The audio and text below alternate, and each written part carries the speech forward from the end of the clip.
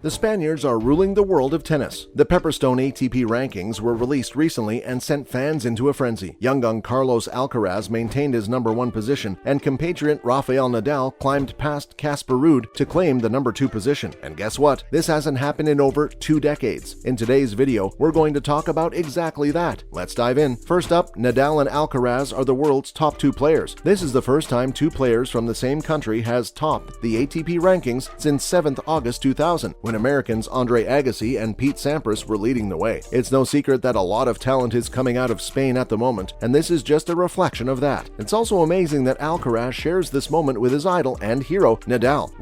How often does something like this happen? Ahead of his first round match at the Astana Open, Carlitos expressed that it means a lot to him to be a part of Spanish history. He added that having 2 players at the top is crazy. This is also the first time anyone from the same place, apart from Americans, has held these spots simultaneously. As for the women's rankings, Iga Swiatek is still #1. Ons Jabeur also maintained her #2 position. Next up, Alcaraz's rise has been exceptional. Carlos's rise to the top has been nothing short of extraordinary. This entire year, he has seemed determined to prove that he belongs here in the big leagues. Time and time again, he's given outstanding performances. His historic victory at the US Open was just the final step that made him the youngest player at the top of the Pepperstone ATP Rankings. We want to remind you that this guy is only 19 years old. This is kind of scary for all the other promising players of the new generation. If he's doing this when he's a literal teenager, imagine what he's capable of when he completely comes into his own. His body's only going to get stronger. He's going to gain more match experience, and he's going to improve his skills. Yes, it's a bit too soon to say this, but if he keeps going like this, he has the potential to meet the phenomenal standards set by the big 3 of Roger Federer, Nadal, and Novak Djokovic. Following this, Nadal versus Alcaraz. Your heroes become your rivals. As we end the ATP Tour in 2022, Rafa and Carlos will be battling it out for the end of the year #1 spot. They have already qualified for the ATP Finals, along with Stefanos, Tsitsipas, Casper Ruud, and Djokovic. Even though Alcaraz went out in the first round in the Astana Open after a shocking upset against David Goffin, he has a very good chance of ending the year on top, as Rafa has been struggling with a lot of injuries, which makes it pretty unlikely that he's going to overtake his younger compatriot. We hope we see the 2 face off each other again at some point before the year ends, because seriously, that's going to be a battle of the ages. While we've raved about the young Spaniard, even the veteran has had an insanely memorable year, as he claimed his 21st and 22nd Grand Slams in Australia and France. So yeah,